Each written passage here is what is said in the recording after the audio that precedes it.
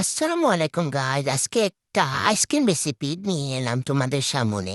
তো দেখো, প্রথমে তো আমার মা এই একটু কম দুধ দিয়েছে, তারপর কি করছি, লুকিয়ে গিয়ে পুরো প্যাকেটটাই নিয়ে এলাম। এই দেখো, প্যাকেটটা দিয়ে দিলাম পুরো। এক প্যাকেট লিকুইড দুধ দিয়ে এখন জাল করে নেব। দুধগুলো জাল করে নিতে হবে ভালোভাবে। জাল করে হাফ করে নিতে হবে, না হলে কিন্তু তোমাদের আইসক্রিম মজা হবে না। এখন আমি এখানে ১ কাপ চিনি দিয়ে দিলাম, যার যত মিষ্টি পছন্দ ততটুক দিয়ে দিবে। এখন চিনি দিয়ে ভালোভাবে মিশিয়ে নিচ্ছি। দুধগুলো জাল করে নেব এভাবেই। তো এই দেখুন, আমি ভালোভাবে এটাকে জাল করে নিচ্ছি। দুধটা জাল করা শেষ, হাফ হয়ে গেছে, এরকমই অবস্থায় নামিয়ে নিবে। তারপর এখানে ১ কাপ ক্রিম নিয়ে নিলাম।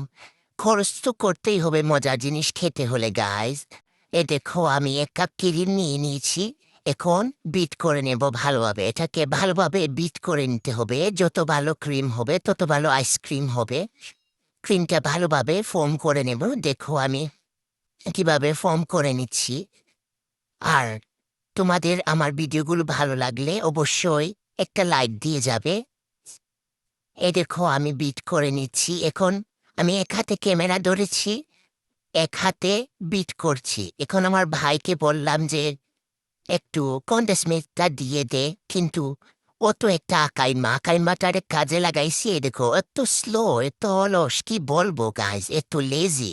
১ চামচ করে দিচ্ছে, কি দিচ্ছে।